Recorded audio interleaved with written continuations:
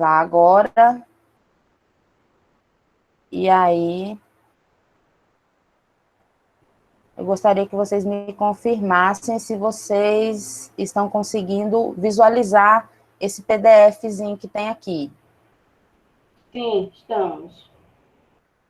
Pronto, gente. Sim. Então, vamos lá, vamos começar sem mais delongas. Eu vou fechar aqui o meu WhatsApp, para não ficar esse zoadinho de WhatsApp. Bom, vamos lá, gente. Boa tarde mais uma vez. Esse mini curso, como já foi falado aqui, é uma promoção, né, do LABERê, que é o Laboratório da Educação das Relações Étnico-Raciais, a qual faço parte como assessora de imprensa,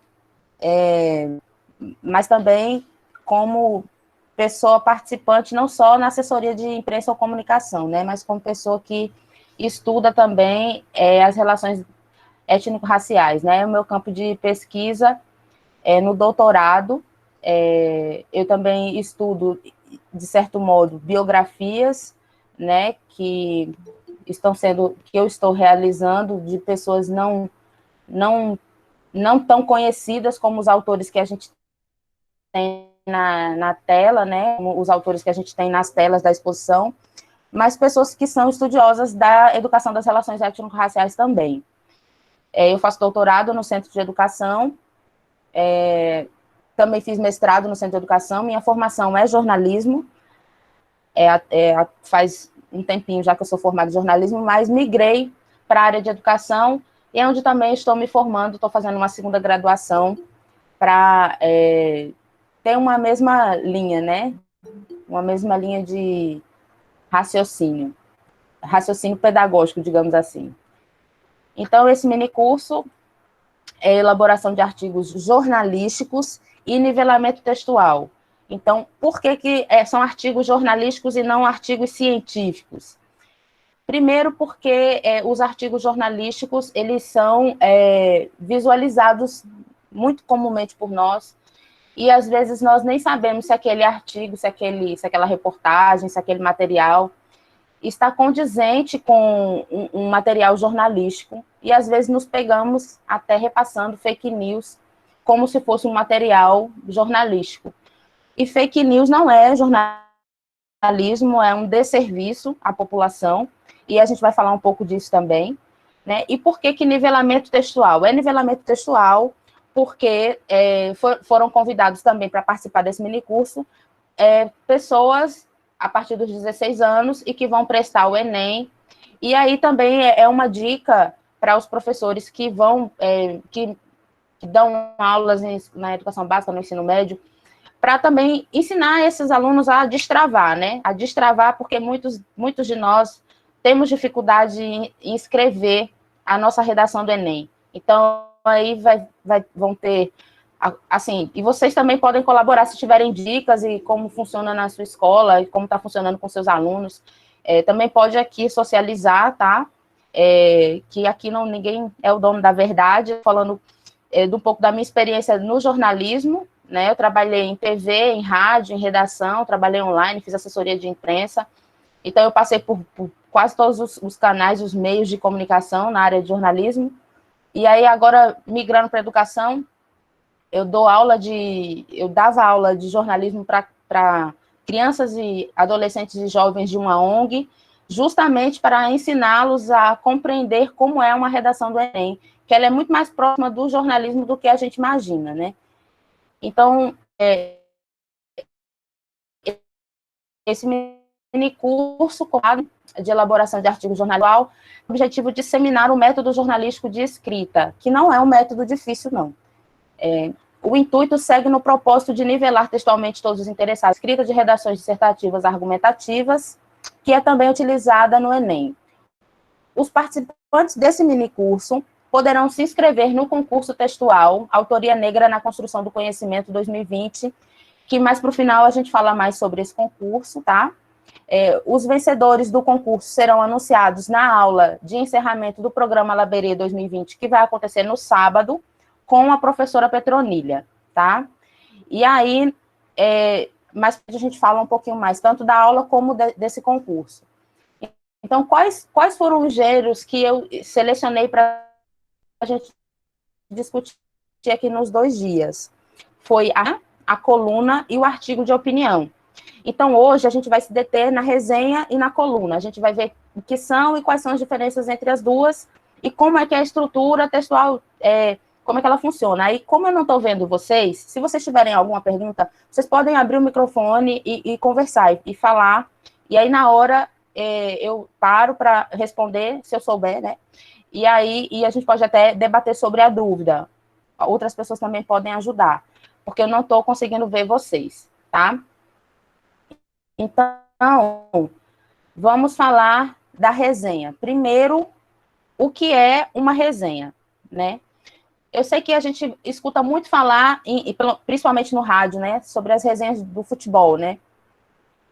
Mas a resenha, ela é um tipo de texto que ela fala, que ela tem uma opinião, carrega uma opinião sobre vários outros tipos de assuntos e que não são só esportivos. As resenhas, elas compreendem mais no campo cultural, digamos assim, resenhas de livros, resenhas de filmes, resenhas de obras de arte, né? Dentro do concurso, vai ter a categoria resenha. Então, se você já é um resenhista natural, porque existem essas pessoas que, por natureza, já são essas pessoas, né, que são resenhistas, são críticos de arte, que têm uma aptidão diferenciada para as questões culturais. Então, essa aqui é a sua praia, né?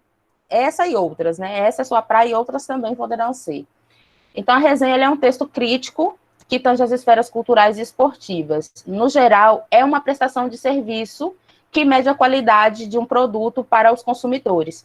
Eu não sei ainda qual é a idade média de vocês que estão aqui na sala, mas as resenhas também hoje são chamadas de recebidos, dos blogueiros e blogueiras que recebem um produto e aí abrem a caixa e ficam filmando aquela caixa e ficam conversando, como se estivesse falando realmente com quem está vendo. Ah, eu recebi o produto tal, olha, ele não é pesado, eles fazem uma descrição, né, do que é o produto, e depois vão ver se o produto realmente funciona.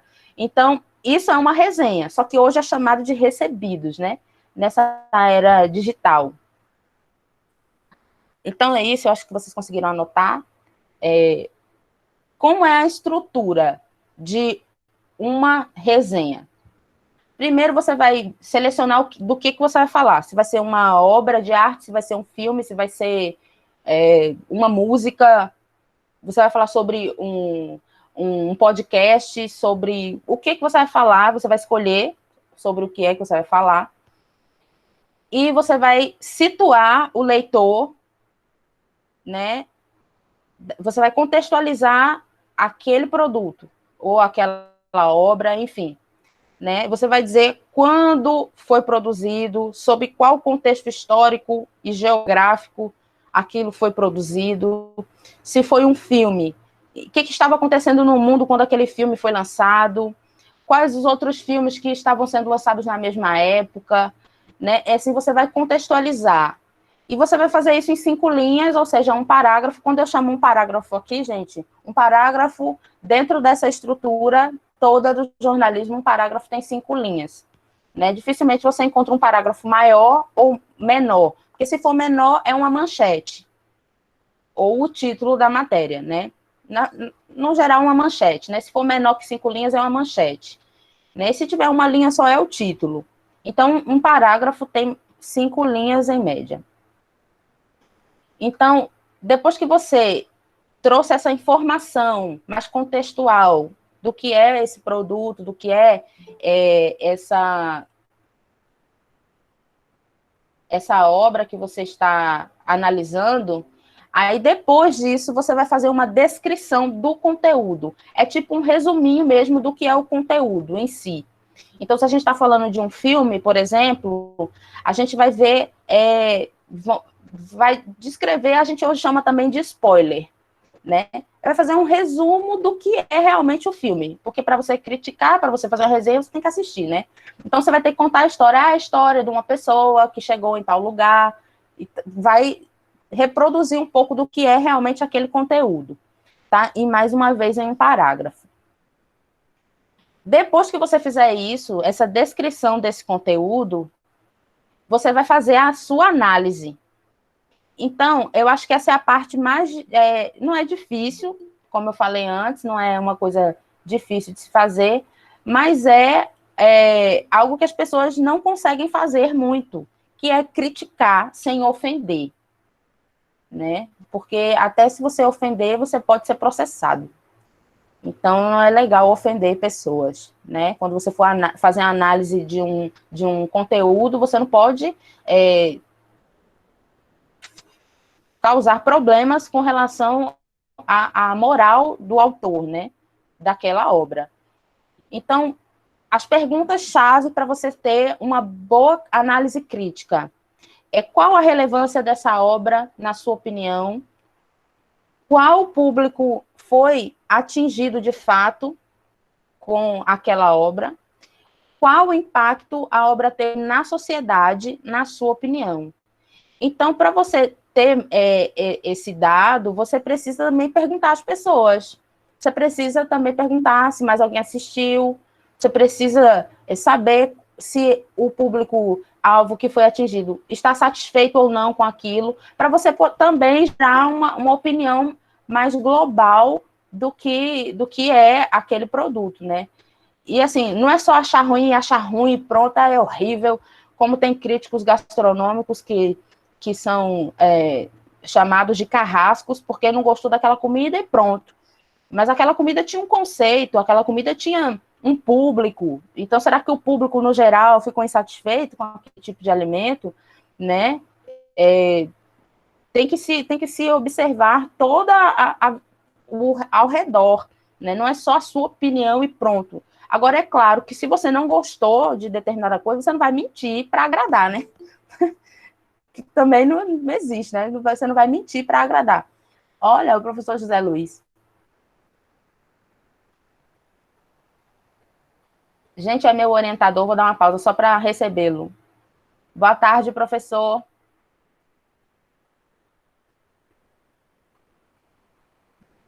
Enfim, vamos voltar. É que demora, quando a gente clica, que vocês permitem, demora um bocadinho para a gente chegar, né? Demora, Mas daqui a pouco ele fala. Bom,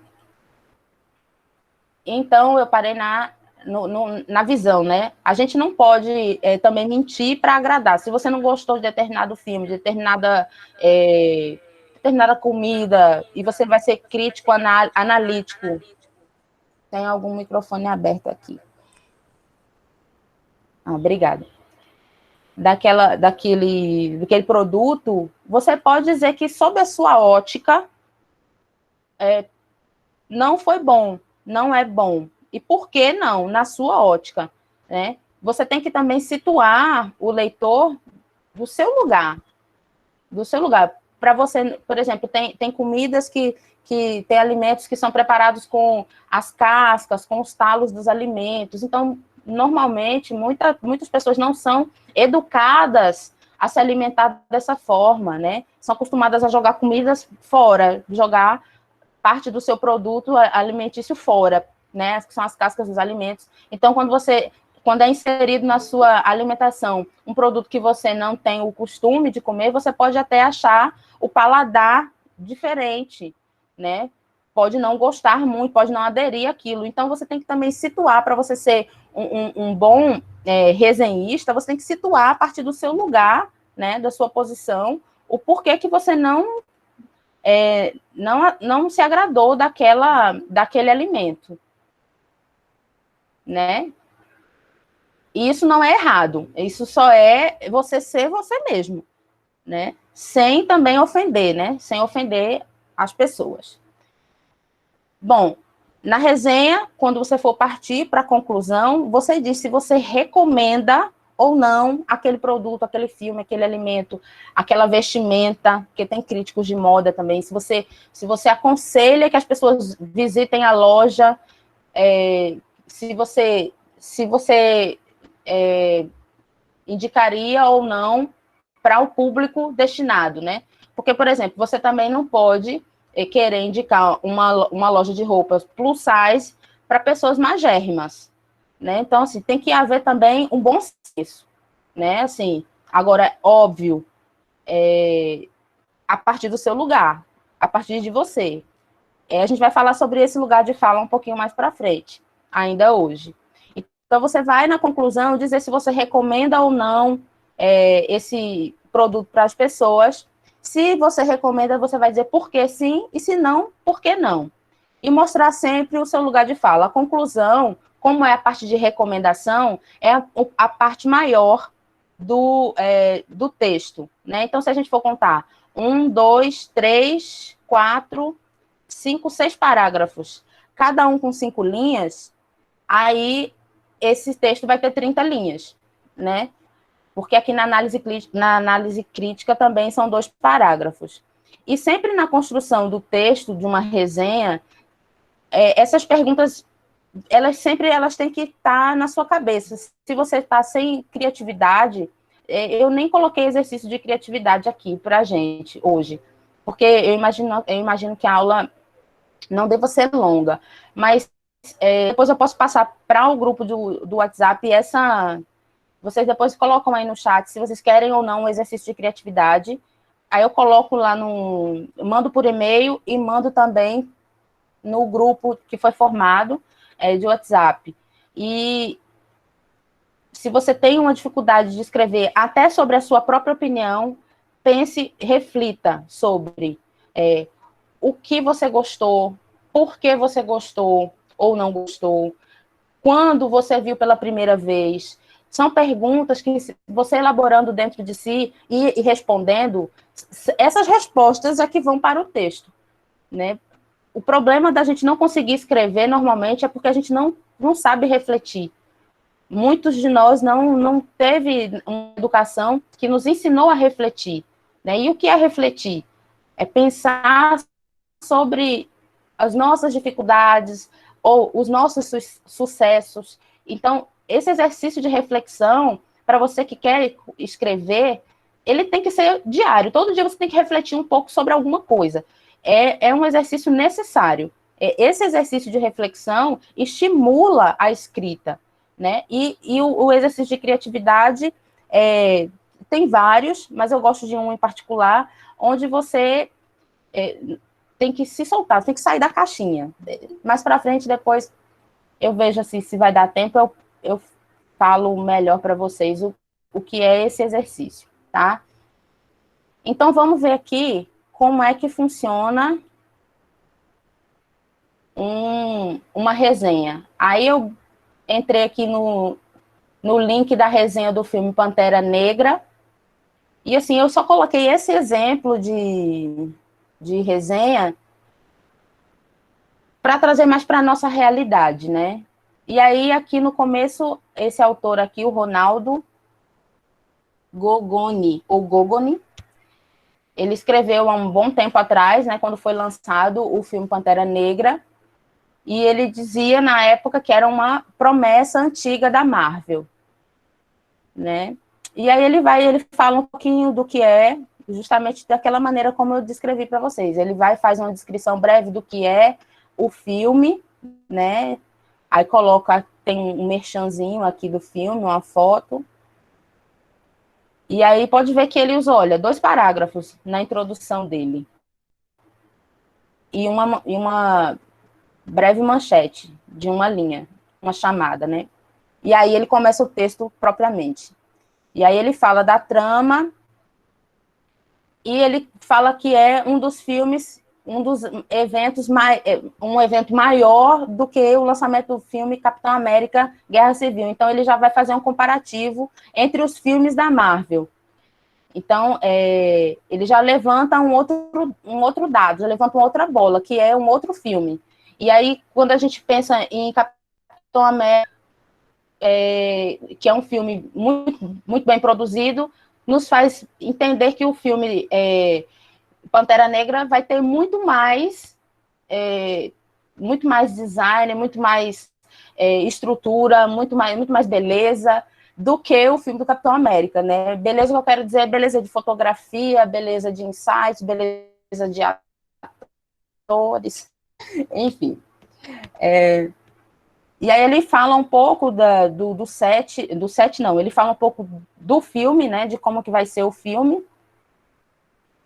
fala do lugar onde o filme, então, o quando, o onde, o quem, né, ele vai colocando em parágrafos nessa resenha. Eu não vou ler toda a resenha, eu vou mandar esse material para vocês depois, o link está dentro do PDF, vocês podem clicar depois e analisar. Aí eu quero mesmo ler, aí ele fala dos personagens, é uma resenha um pouco maior.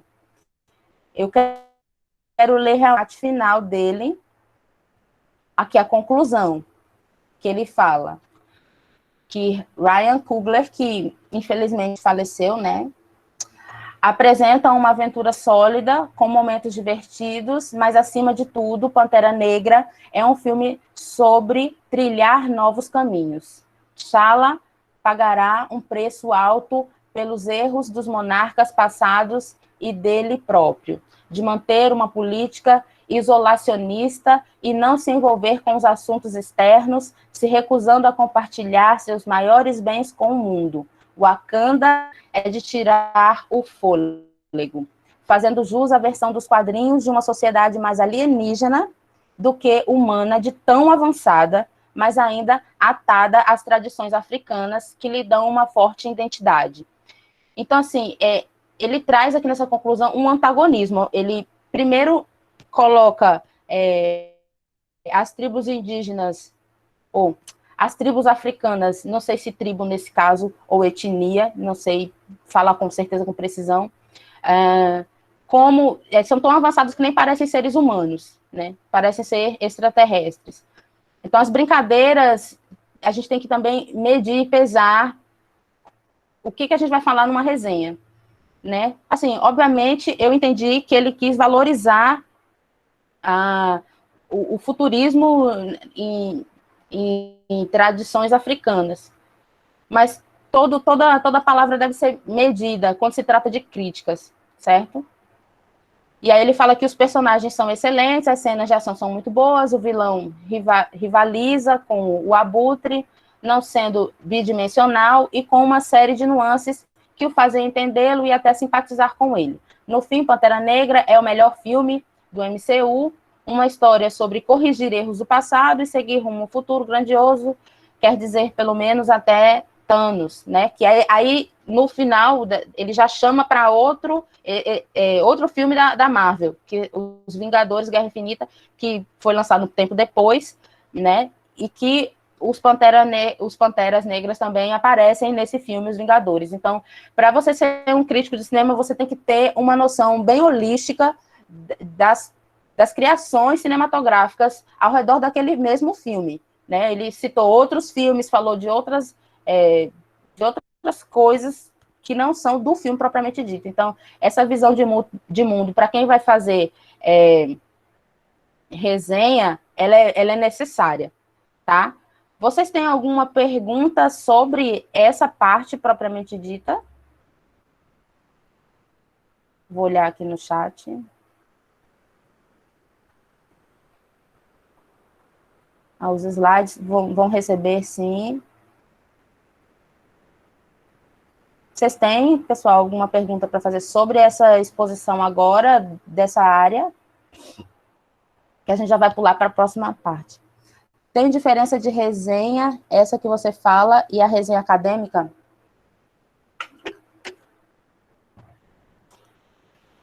Tem, porque a resenha voltada para o mundo cultural, ela tem que ser baseada em um outro tipo de universo, que não é o universo acadêmico, na maioria das vezes, né? Pouco se infere, pouco se fala sobre o que se escreve na academia, né? Com relação à cultura cinematográfica, eu quero dizer, especificamente. Mas tem críticos literários, por exemplo, que estão totalmente ligados à academia, né? e aí até o meu amigo Sérgio que está aqui pode até falar melhor. Ele até estava fazendo uma crítica, uma resenha, antes de todo mundo chegar aqui, justamente sobre, por exemplo, a falta de autores negros na literatura,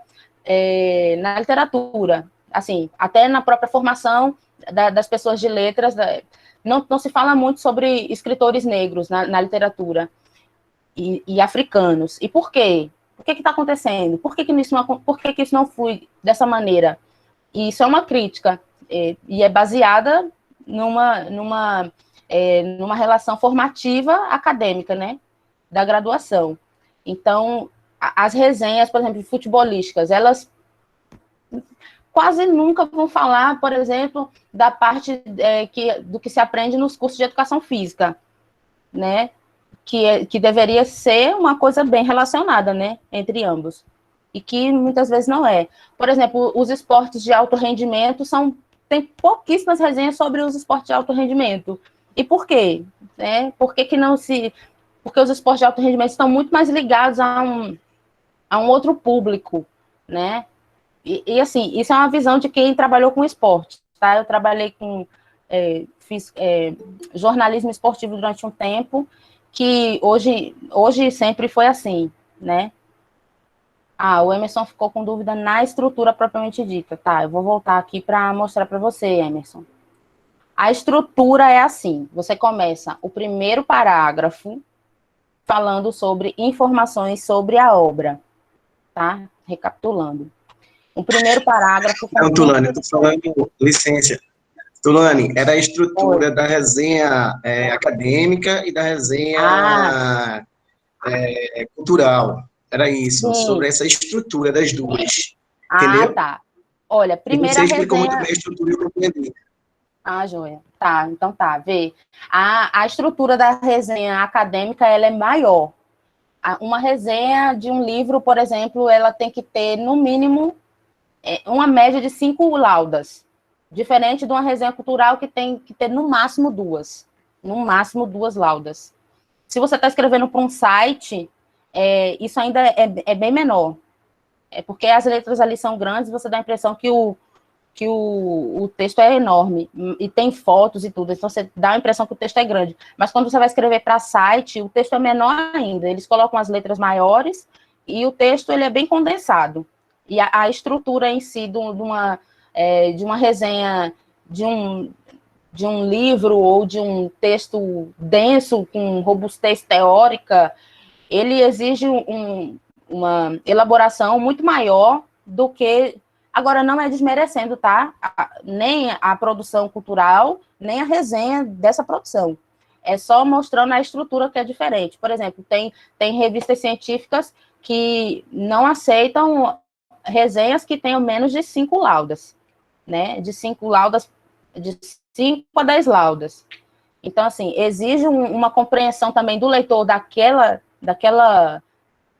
texto, daquele livro ou daquele artigo, um pouco maior, uma visão holística mais fincada nas teorias, né, positivistas, nas teorias acadêmicas, né, do que um crítico de cinema, que o universo dele vai ser o cinema. Então, assim, pouco ele vai falar da semiótica, por exemplo. Por quê? Porque o leitor, as pessoas que estão recebendo também aquela resenha, não são pessoas, no geral, acadêmicas. Então, ele vai falar pouco das teorias do cinema, das teorias da comunicação, das teorias da fotografia da imagem.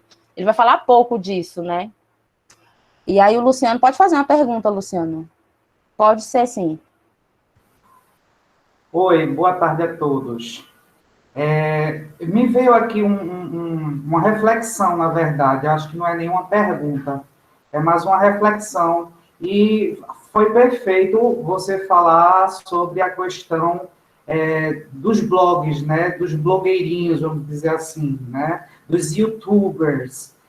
A nível de informação, por exemplo, quando você fala da questão de escrever algo sobre cultura, que é onde eu gosto muito de escrever, diante dessa situação da internet, né, que a gente está vivendo, como é que eu poderia escrever um texto muito pequeno, para ser postado, para que as pessoas tenham interesse em ler, já que a onda são vídeos de 15 segundos, 10 segundos, no máximo, ou aquele tal de arrasta para cima. Porque o desinteresse hoje pela leitura está gritante, né, nesse mundo da internet. E eu escrever sobre o maracatu, eu fico triste, que eu sei que as pessoas não vão ler, né? Porque a onda mesmo é postar lá uma foto com uma palavra ou duas, elas vão ter mais curtidas do que a própria leitura do que eu estou querendo que as pessoas tenham de informação. Eu não sei se é uma pergunta ou se é uma reflexão, se está dentro desse seu trabalho que eu estou achando maravilhoso. Obrigado, viu? Obrigada, eu que agradeço. Olha, eu estou postando aí para você, Luciane, para quem tiver interesse, como escrever textos curtos. A proposta não era essa, mas é claro que quando muitos... Quem nunca, né? Olhou uma notícia e leu só a manchete, né? Quem nunca? Né? Eu vou responder sua fala agora, daqui a pouco, Silvia, mas eu acho que é Silvia, né? Não sei. Mas, assim, falar um pouquinho desse bloco de perguntas que eu coloquei aí. Para você escrever um texto curto, mesmo ele sendo dentro da área cultural, ou qualquer área que você for escrever, você responde em uma linha. Agora, isso você vai formar um texto de 7 linhas, mais ou menos, né? Então, você vai ter que responder o que, quando, onde, quem, por quê. Pronto. Você respondeu essas 5 perguntas, né? E colocou um título bem pequenininho, se é que é do seu interesse colocar um título, ou se é só uma legenda. Esse bloco de perguntas aqui se chama lead, o lead das matérias. É isso que forma as manchetes e os títulos das notícias, que faz com que a gente leia só o título, que responde tudo, praticamente. Né? É um jogo, não é nem de blogueiro, com a era digital, né, com as formações dos sites, dos portais de notícia, houve sim um estudo, né, de inteligência artificial que descobriu que nós, seres humanos, não conseguimos ficar muito tempo lendo alguma coisa no celular ou no computador. É um estudo, isso é neurocientífico, é comprovado. Então, o que os jornais fizeram? O lead que ia para os jornais de papel, eles se transformaram no mini lead, que são as manchetes que respondem a todas essas perguntas num bloquinho bem pequenininho, com as bem enormes. Então, você lê, é como se você tivesse lido a matéria toda. Quando você vai ler a matéria, você vê que tem outras nuances, outras coisas escritas lá que não estão respondidas nesse bloquinho de perguntas, mas que você só descobre depois que você vai ler, né? Então, se você quer uma técnica para fazer isso, um texto menor, aí as perguntinhas que você tem que responder para ter um texto conciso e com todas as informações, né? Não deixa de ser um serviço, viu? É melhor você comunicar alguma coisa em poucas linhas do que não comunicar nada. É uma opinião, tá? Aí ela colocou aqui, eu acho que é Silva, né, o nome. Ela colocou, na resenha cultural, a minha visão de experiência naquele mundo. Isso. A resenha você tem que... É como no texto que eu vou colocar abaixo, que é como na coluna, né? Você, como ser um colunista também. Você tem que estar apto e ser um estudioso daquela área que você está comunicando, que você está resenhando. Tanto é que dificilmente você vê um comentarista ou um resenhista de futebol comentar sobre natação, comentar sobre... Né? Cada um tem a sua área de especialidade, né? Então, o ideal é que você fale justamente sobre o que você gosta, dentro da realidade do que você quer comunicar mesmo, que é do seu interesse pessoal. Porque aqui são textos opinativos, né? Tem reportagens e matérias que não são textos opinativos, que são textos jornalísticos, mas que não são opinativos. E aqui, eu esqueci até de mencionar, nós só vamos falar sobre textos opinativos, que é a resenha, a coluna e os artigos de opinião, tá? Aí agora nós vamos passar para a coluna. Eu espero ter respondido aos demais. Eu quero agradecer pelo elogio, viu, Luciano? Eu sou uma aluna aplicada. E aí eu tento repassar o que eu aprendo, tá? Então, se vocês puderem também me ensinar algo, se tiver alguma coisa para comunicar, fiquem à vontade, tá? Vamos falar sobre as colunas agora, né? Como ser um colunista. O que é um colunista? O que é a estrutura textual de um colunista? Olha, diferente da resenha, normalmente os resenhistas, eles não falam eu gosto disso ou daquilo. Eles não se colocam na primeira pessoa na resenha, mesmo a gente sabendo que ali é a opinião dele. Já na coluna, é meio que obrigatório.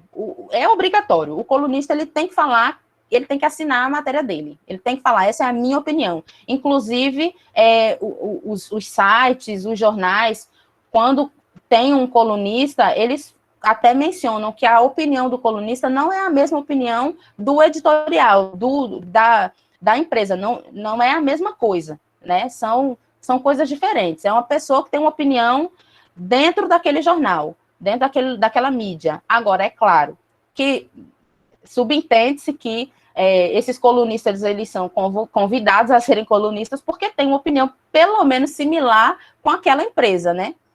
Não vamos ser também tão ingênuos, né? Então, o que é uma coluna? É um tipo de texto que vai assinado pelo autor e nele consiste não a ideologia do veículo de comunicação, mas sim a ideologia daquela pessoa. Quando a opinião é do veículo, como um todo, essa seção não é chamada de coluna, é chamada de editorial. Tá? Então, um jornal, ele tem o seu editorial e tem os seus colunistas, semanais, ou diários, ou mensais. Esses colunistas, às vezes, têm até um blog que não está dentro do jornal, mas que, às vezes, está, né? Então, como eu disse, os colunistas, no geral, fazem parte de cúpulas onde a opinião dele também é aceita, né? Por aquele meio, por aquela mídia. E aí vamos partir para a estrutura desse texto, dessa coluna. Use sempre a primeira pessoa do singular. Se coloque. Você é um colunista, então se coloque. Né? Não é se impor, é se colocar. Entender que aquilo é sua opinião. Tá? A coluna é um dos poucos textos jornalísticos que se pode dar a cara do autor, no lugar da camisa da empresa. Porque nós, quando somos contratados por alguma empresa, normalmente, no primeiro dia, chamam a gente lá numa sala, né, e falam assim, olha, contam a história da empresa todinha, e falam, essa empresa nasceu, não sei quanto, tem tal estrutura, o primeiro dono foi fulano, o segundo dono foi ciclano, e os sócios são não sei quem, contam a história meio que política do lugar, e eles dão um caderninho de ética daquela empresa. Eles dão a camisa na empresa, a gente veste, e nós, jornalistas que trabalhamos em meios de comunicação, que não somos os colunistas, reportamos somente aquilo que interessa ao meio de comunicação. Teoricamente, os veículos de comunicação deveriam ser imparciais, mas esse discurso já caiu por terra, todo mundo sabe que cada veículo tem a sua opinião, e agora o leitor,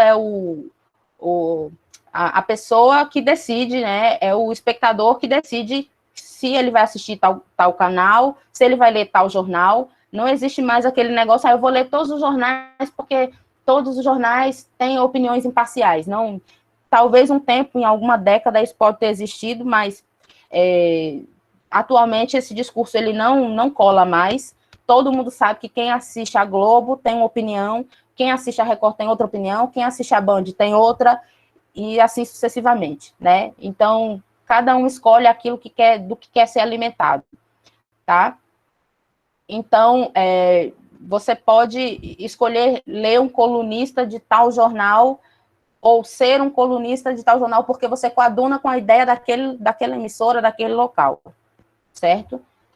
Então, a estrutura da coluna, ela segue esse ritmo, essa didática, essa dinâmica, esse método de se colocar sempre no texto, né, e dizer que você é você mesmo, tem um nome, né, você não é o repórter, você é o colunista fulano de tal.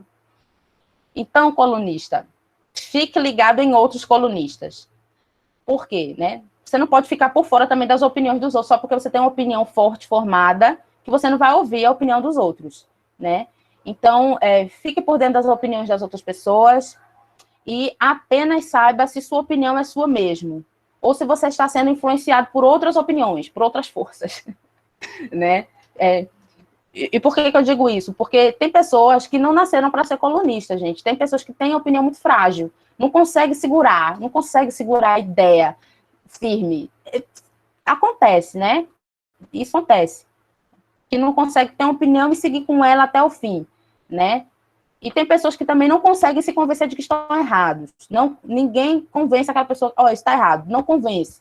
Como também tem pessoas que estão certas na opinião delas e tentam convencer os outros a todo custo. Então, existem tipos e tipos de pessoas, tá? Então, se você é do tipo que não consegue segurar a sua opinião mesmo, então, talvez você não consiga ser um bom colunista, tá? Isso é só um talvez.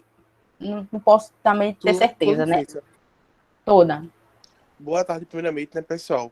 A questão da citação e também da referência. Se a gente pegar, por exemplo, um trecho de uma fala de alguma pessoa, de algum livro, a gente organiza como essa questão? A gente pode simplesmente colocar entre aspas, assim, citar o autor, ou tem alguma regrinha, alguma base, assim, que a gente pode se basear nisso? Olha, nos textos jornalísticos, as referências, elas seguem um pouco do que é a regra da ABNT. A diferença é que no fim do texto, você coloca... você não coloca exatamente como na regra da ABNT, você coloca que aquela ideia não é sua dentro do próprio texto. Você fala que aquela ideia não é sua, que você tirou do texto tal, sem necessariamente colocar uma referência bibliográfica embaixo do seu texto jornalístico, tá? Não é igual como você for escrever, por exemplo, um texto para submeter um TCC ou uma dissertação, uma tese, é diferente nesse quesito. Seria igual a uma adaptação, Tulane? Uma adaptação, que às vezes ele bota uma matéria e diz adaptada, que é que com base em outra matéria, ele pegou, fez um comentário adaptado àquela outra matéria. Não necessariamente ser um artigo científico ou ser algo. A gente observa geralmente embaixo, aí ele bota adaptado de um outro texto. Isso normalmente acontece nas questões do Enem, né? Quando se coloca lá uma questão e se pega uma notícia de algum lugar para compor a prova, né, a questão, e aí coloca adaptada de tal lugar. Mas não se deixa de falar que se pegou de tal lugar, que se adaptou de tal lugar. Eu acho que se você pega e não diz que pegou, né, que adaptou, aí é plágio, né? Deixa eu te perguntar, já que interrompi, eu ia fazer uma pergunta antes, sobre a questão do comentarista, certo? Porque você não falou, não seria um comentarista, a diferença, assim, por ele ter que se tornar uma pessoa especializada naquela área, e geralmente ele não tece comentários, por exemplo, só de coisas de futebol, da atualidade, mas ele faz um estudo também do passado. Aí talvez por isso tenha essa especialidade específica e seja mais aprofundado nisso. Aí por isso, por causa desse estudo, aí ele tem que se dedicar a uma área específica, porque não fica só retido ao momento atual, entendesse? Entendi. Tem essa questão da historicidade, né? E tem a questão também humana. A cabeça da gente, ela não é um computador, né? Então, normalmente se especializa em uma área porque também não se dá para abraçar o mundo com a perna. Né? No caso dos comentaristas e resenhistas, né? É complicado você também saber todas as regras de todos os jogos, de todas... claro que tem pessoas que conseguem, não é impossível, né? Eu vejo, por exemplo, o Galvão Bueno, ele narra, ele é narrador, né? Ele narra, e de vez em quando ele também tece comentários, mas por conta dessa vivência que ele teve em dois ambientes, né? Mas ele é um narrador. É diferente de ser um comentarista, né? E de ser um resenhista, porque comentarista é resenhista, né? Okay. É difícil. Agora, não tem uma regra que diz assim, fulano é resenhista de cinema. Ele não pode, de jeito nenhum, falar sobre obras de arte.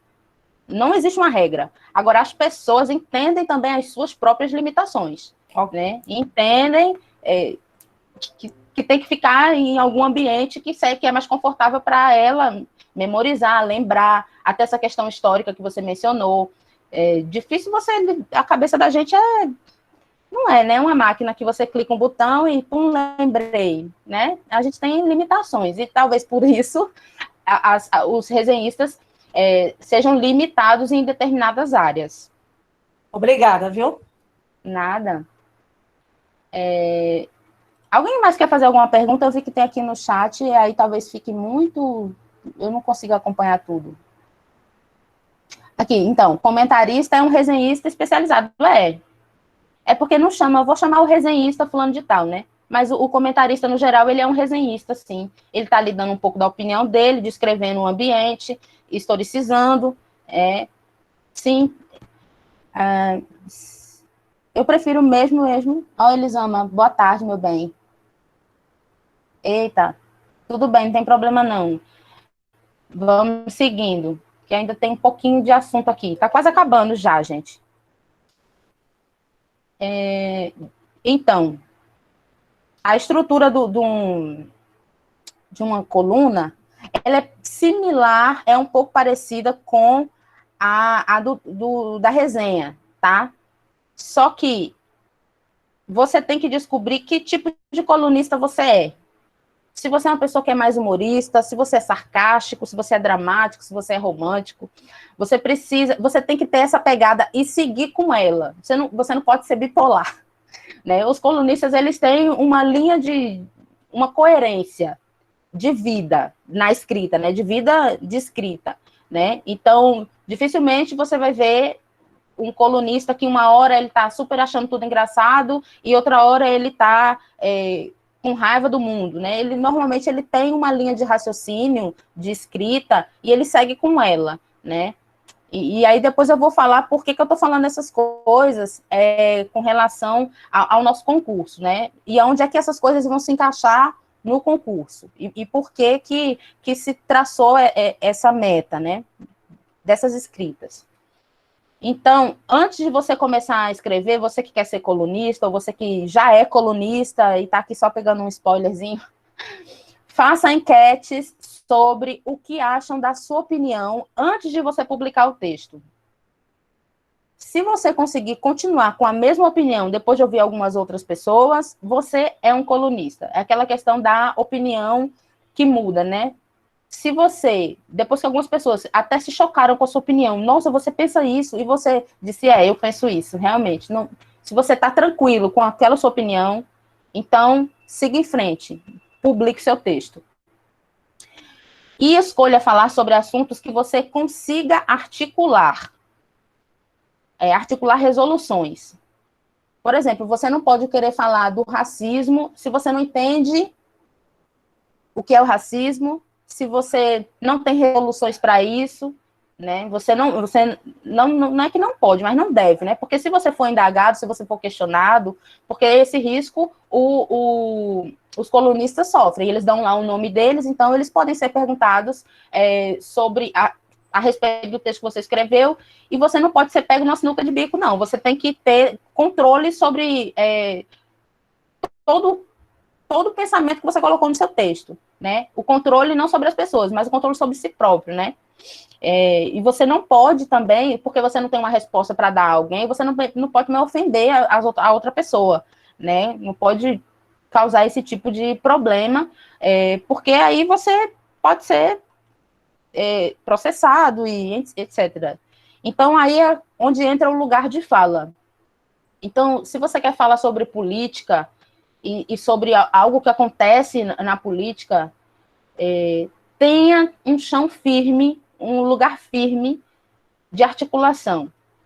Saiba o seu lugar de fala, reconheça o seu lugar de fala, para não entrar em campos opinativos aos quais você não tem uma segurança para debater sobre o assunto, tá? E a estrutura física da estrutura física da coluna, ela é muito, muito similar ao que foi passado aqui, né, dessa estrutura aqui.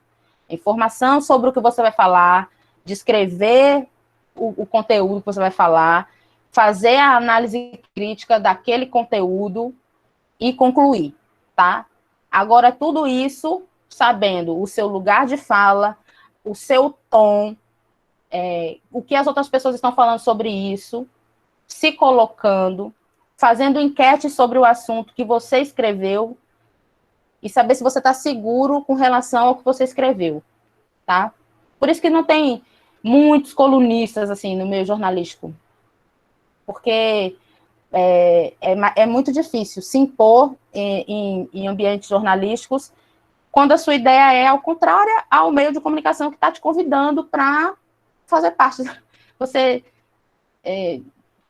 não funciona. Você vai ter uma opinião muito distinta do meio de comunicação, então os colunistas, no geral, eles são bem independentes. São mais independentes. Então, vamos agora discutir e analisar aqui um pouco do...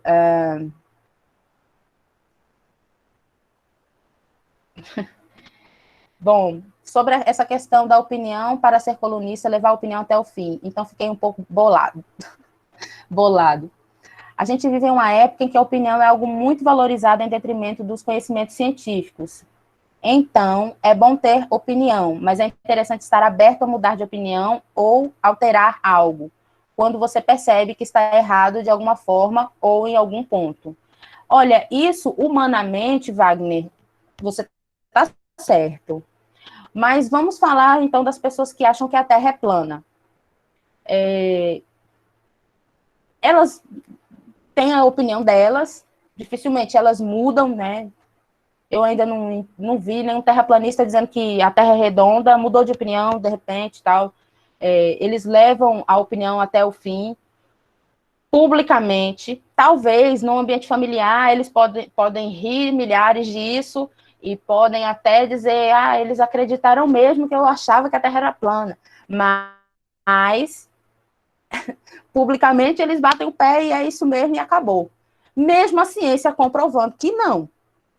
Então, ser colunista, infelizmente, é isso, publicamente. Pode até levar a opinião de outros ao fato de que a Terra é plana mesmo. Outras pessoas começaram a acreditar que a Terra era plana por causa da opinião desse cidadão. Nem todo colunista está falando a verdade, ele está falando a opinião dele. Né? E o que é a verdade, né? E o papel aqui, é claro, eu acho que você está certíssimo. Nós temos que mudar de opinião quando eu levo isso para a minha vida. Eu realmente costumo mudar de opinião, porém eu não sou colunista, né? Eu tenho opiniões, algumas coisas algumas evidências que me levaram a crer que eu estava errada, mas assim, publicamente você tem que fincar o pé realmente naquilo que você acredita, publicamente.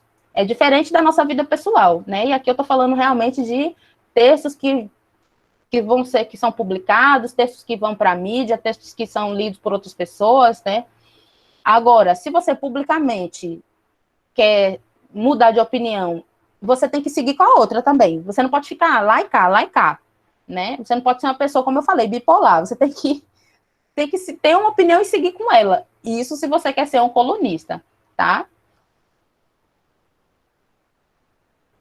Pronto, Elisama, pode abrir seu microfone. Boa tarde, gente.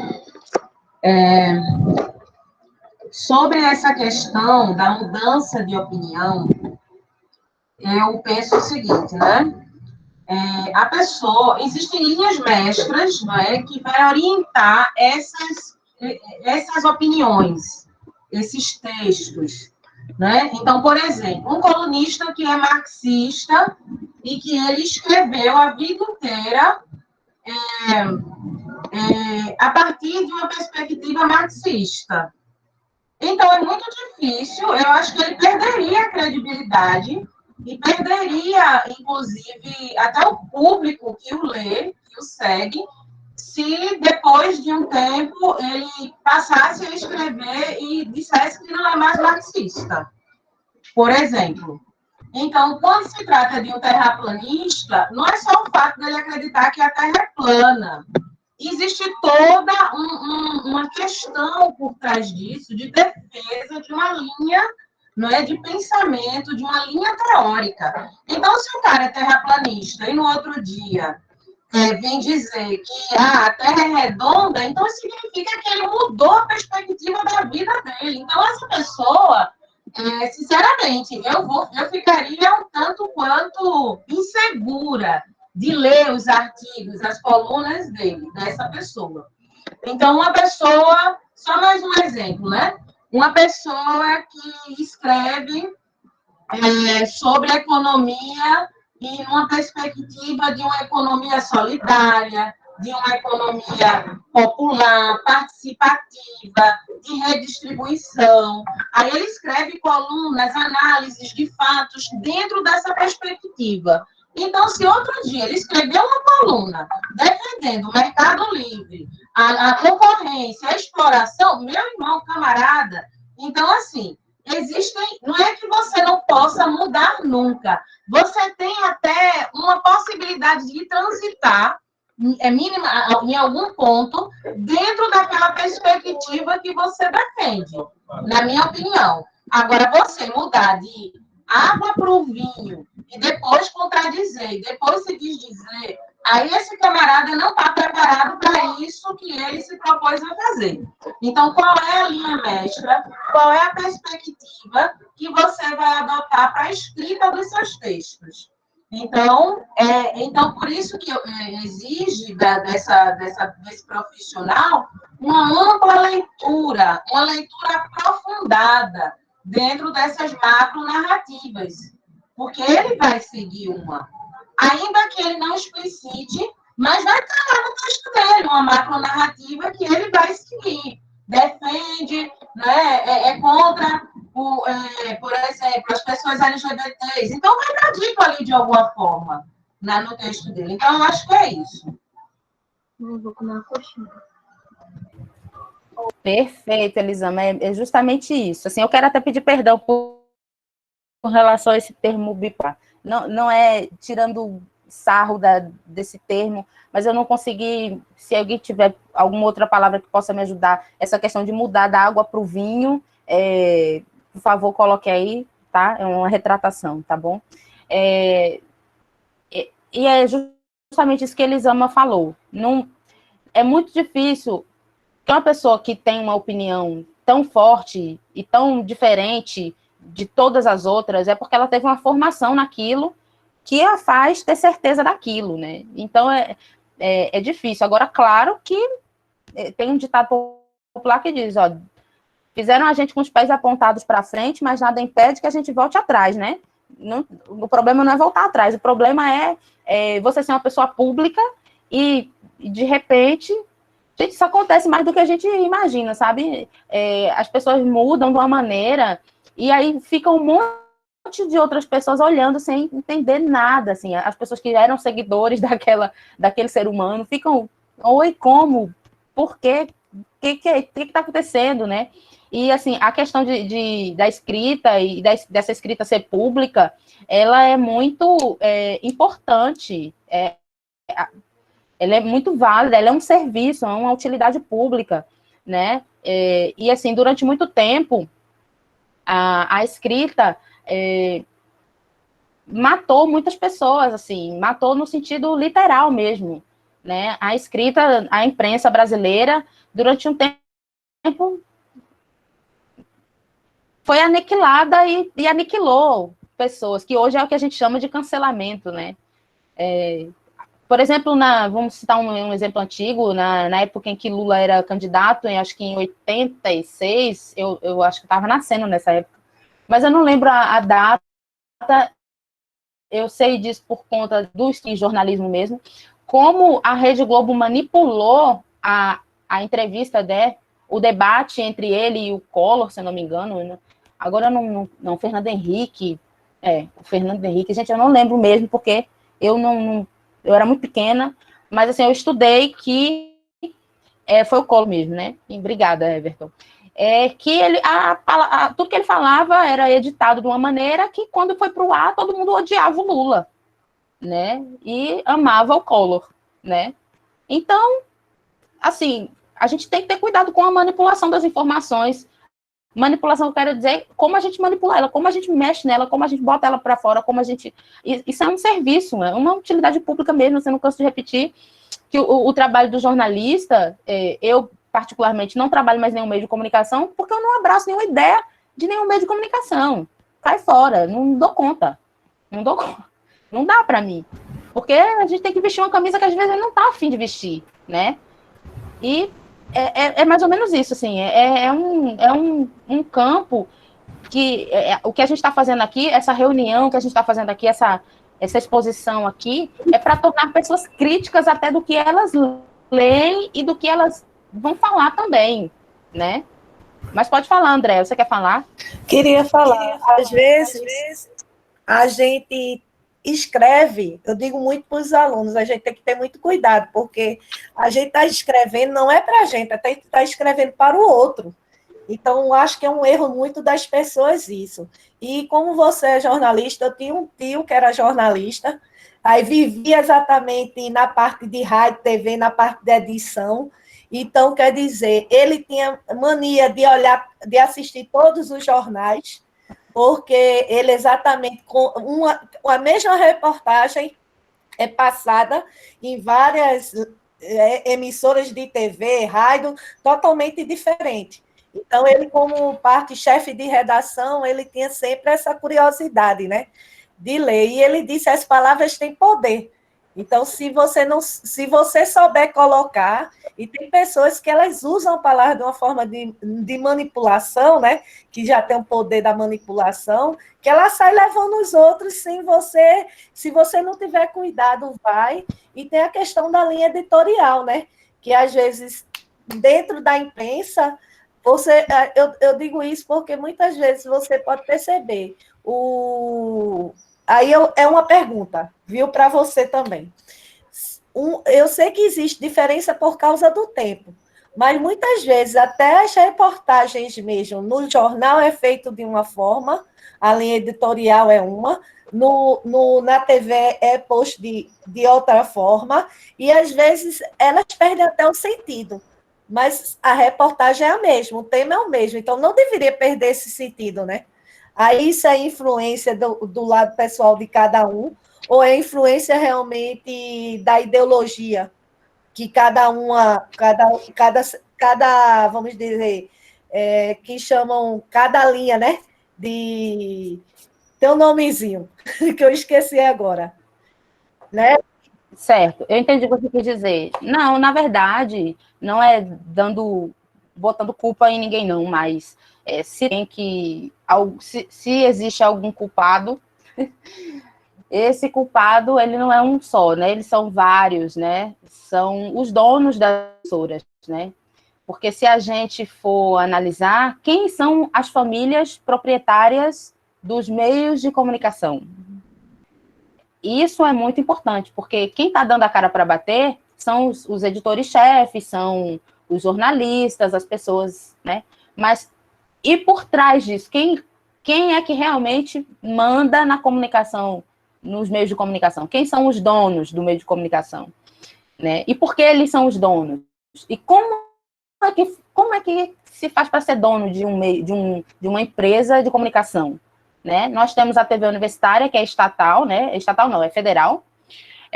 Tem a TV Pernambuco, que é estatal, e não tem dono. Os donos somos nós. E como é que é o consumo dessas informações? A gente assistir a TV Universitária? A gente procura assistir a TV Pernambuco? Como é que a gente lidar com isso? Né? Como é que funciona esse consumo? Né? Esse é um ponto. E a questão das linhas, né? Cada um fala de um jeito, cada um... há até uma mutação na matéria, a matéria vem mutante, não tem uma pessoa falando de um jeito, falando de outro.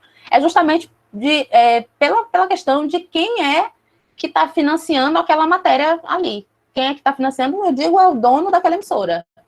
Porque os jornalistas fazem o que a linha editorial, como você mesmo falou, manda. E quem na linha editorial, né? Agora, eu posso perguntar mais uma coisa, Tolane. Com o advento da internet, você acha que houve uma melhora na parte da expansão de notícias? Eu sei que tem a questão da fake news, mas tirando essa parte aí, abolindo essa parte, você acha que o povo está se informando mais ou se informando também de forma errada? Porque, às vezes, pode ter muita informação e muita informação desnecessária, que já tem provando, né? Estudos aí, que a internet traz muitas coisas, mas para assimilar são poucas. Qual é a sua opinião sobre esse tipo de linha de escrita, que é totalmente diferente da parte de rádio, TV e jornais e revistas? Olha, a minha opinião é que nós precisamos instrumentalizar pessoas para serem críticas do que elas absorvem, do que elas leem, do que elas assistem, que é o que a gente está fazendo aqui agora, né? A minha opinião eu só passo informação quando eu verifico se essa informação é verdadeira, se eu concordo, e se não ofende ninguém. Por mais que eu odeie certas pessoas, principalmente na política, eu não repasso informação que xinga pessoas, mesmo que eu não suporte aquelas pessoas. Mas eu não passo esse tipo de informação, né? Porque eu tento ser coerente com isso. Então, assim, a minha opinião é essa, de que nós precisamos instrumentalizar os indivíduos a serem críticos, a entenderem o que estão lendo de verdade e o que estão repassando. Eu não acho que na internet tem muita informação inútil. Eu acho que tem pessoas que consomem informação inútil, né? Elas consomem por um costume, por um hábito, viram um hábito, né? Mas eu acho que nós damos ibope, né? Nós damos fama para coisas que não edificam, né? Que não edificam o nosso pensamento, a nossa consciência negra, que nós consumimos produtos de empresas que são racistas, porque nós não sabemos que aquela empresa é racista. E eu estou falando isso já para entrar no finalzinho, gente. Eu vou passar agora a ata, tá? Espero ter atingido aí a expectativa da pergunta, mas eu acho que amanhã, quando a gente artigo de opinião, a gente pode entrar mais firme nisso, com os 2 pés. Eu não estou me eximindo de responder, não, tá, André? É só pela questão do tempo mesmo. Eu quero falar do concurso, e aí eu vou parar de exibir esse Eu só ia lhe aqui. agradecer, obrigada, viu? Imagina, e vou mostrar para vocês a parte do... Antes de passar a ata, eu vou mostrar para vocês a parte do nosso regulamento, que tem essas duas áreas de conhecimento jornalístico, que é justamente o artigo. Se vocês puderem ver aí, já me deem um ok, que estão vendo.